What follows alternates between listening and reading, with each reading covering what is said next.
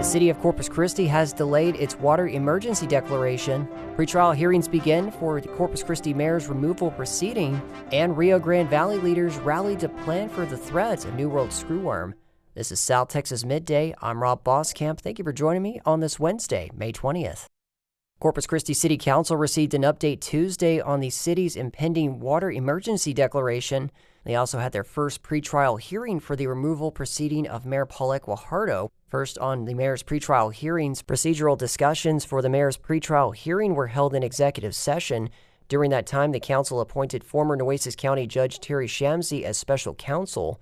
Council members also voted to schedule additional pretrial hearings for May 27th and June 2nd. Truth fears no investigation, and they don't fight and sue your peers, and you don't fight to not be deposed again unless you have something to hide. So far, there's 2,489 votes on my petition to remove the mayor.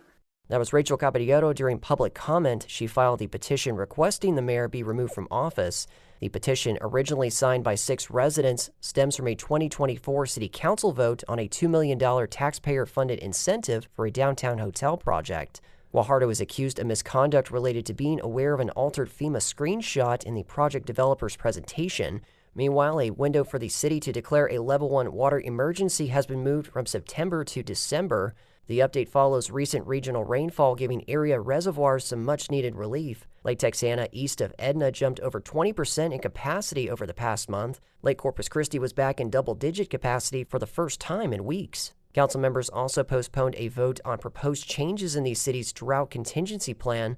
During the discussion, it was brought up that under the proposed water use plan, apartments would be classified as commercial water users. Treating them as a commercial unit actually benefits them in terms of looking at historic usage for their facility and understanding their needs. I just feel that apartments or homes also, I used to live in an apartment, that was my home, and I should be under residential, and I should be able to use 6,000 gallons of water per unit.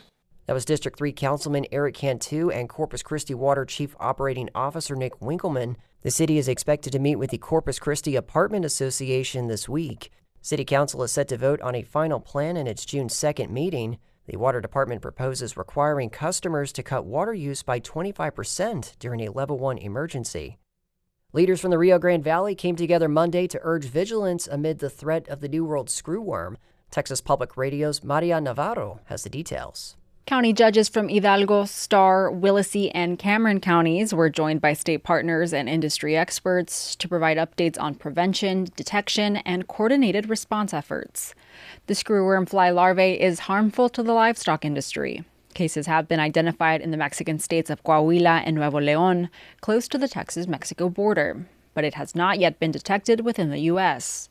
Officials say enhanced preparedness is crucial to protect local livestock and animals should a case of the screwworm be identified in Texas. I'm Maria Navarro in San Antonio. 5 Victoria Police Department officers were promoted in a special ceremony on Tuesday. 25 News Now reports the ceremony included the pinning of each officer by a family member in recognition of their achievements, along with speeches. Just very grateful now to be in a leadership position, to be able to supervise and develop them and build them up to be the future of this department. That was Lieutenant Brandon Allen on Tuesday speaking with 25 News Now. Along with Allen, those promoted included Lieutenant Matthew Daly, Sergeant Ryan Beard, Sergeant Mark Kelly, and Sergeant Jason Stone.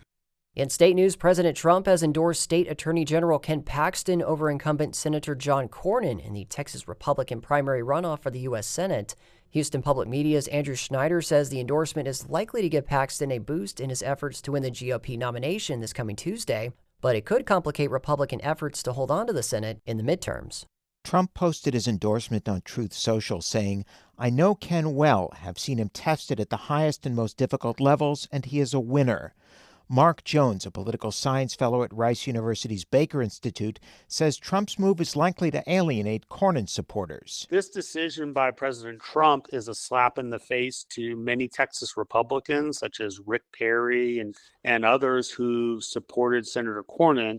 It's also a slap in the face to Senator Thune, who's been lobbying the president to endorse Cornyn for quite some time. Democratic nominee James Tallarico posted in response, "As I said on primary night, it doesn't matter who wins this runoff. We already know who we're running against. The billionaire megadonors and their corrupt political system." I'm Andrew Schneider in Houston. A new study of about 40,000 participants, 65 and older, over the course of 15 years found a decrease in the chances of patients developing Alzheimer's disease based on the number of eggs that they eat. KERA's Sam Baker in this week's Vital Signs talked with Dr. Ryan Chung, medical director of the stroke program at Texas Health Presbyterian Hospital, Plano, about what's in an egg that provides this protection. They cited 3 different chemicals, ingredients, and nutrients within the eggs. Lutein seems to help reduce oxidative stress in the body and the brain, specifically in this case. Choline is used in the manufacture of a neurotransmitter called acetylcholine, which helps to send messages through synapses and connections within neurons and brain cells. And then the phospholipids help to build up the cell membrane so that they can effectively send those messages more fluidly. That's kind of the hypothesis of how they think eggs may be beneficial. These substances are found primarily in the egg yolks. And so that cognitive benefit is probably primarily in the egg yolks as opposed to egg whites. Does it matter how that egg yolk is prepared? For instance, would boiled be more beneficial than, say, scrambled or fried? The study doesn't touch on the way it's prepared specifically. What we do know is that the different fats and saturated fats, if you fry your eggs versus boiling it, does seem to make a difference. And the study also didn't look at how eggs are prepared with other ingredients, perhaps things like bacon or sausage or some of these other cheeses or things that are higher in saturated fats. I just wondered if that altered any of the beneficial portions of that yolk at all. I didn't talk about that specifically, but I think by having more fried ways of preparing eggs, that it probably negates potentially some of the benefits or introduces other harmful things like heart disease or increasing extra oxidative stress through frying foods. You said this study was conducted over, about 15 years? There was about a 15-year average follow-up. So these patients were part of a Medicare study, so slightly older population. But what we know is that patients who do develop Alzheimer's, a lot of times this is something that develops over many decades. And so it is important to watch what you eat, especially earlier on, maybe in your 20s, 30s, 40s, 50s, well in advance of patients who we typically see develop Alzheimer's disease. So if you're 65 years or older now and just hearing about this study, would eating eggs at this point help you? I think that this study shows that it could be beneficial and that it's something that I recommend to my patients of eating a well-balanced, healthy diet. I think there's no magic bullet, and part of healthy living is eating a balanced diet. I don't think we know exactly what the optimal diet is, but we are finding that some things are healthier options than some other things. So a balanced diet makes a difference in the development of Alzheimer's. Yeah, we don't know for sure, but that seems to be in part for maintaining a healthy lifestyle and reducing chances of Alzheimer's, but also heart disease and stroke risk. So anything you can do to have a healthier lifestyle, probably has to help somehow, some way. Correct. And I think that's one of the takeaways is that this is the small piece of that. But when we look at the overall brain health and dementia risk, especially in older patients, is just a small part of that. And it's a really systematic approach with exercise, healthy living, quality sleep, avoiding things like tobacco and smoking. Dr. Ryan Chung is a medical director of the stroke program at Texas Health, Plano. And in sports, the San Antonio Spurs are set to clash with the Oklahoma City Thunder in Game 2 of the NBA Western Conference Finals. Game 2 is 7:30 p.m. tonight. Spurs lead the series 1-0 going into OKC. And the Spurs playoff run continues to inspire San Antonians like Southside music artist Lee Valentine, who has written and recorded a cumbia song. Texas Public Radio's Brian Kirkpatrick has the story. Go Spurs, go! Go Spurs, go!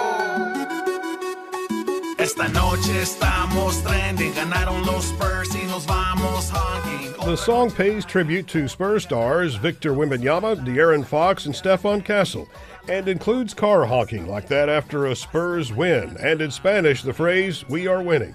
Lee Valentine says the Spurs and their fans needed a song that could call their own.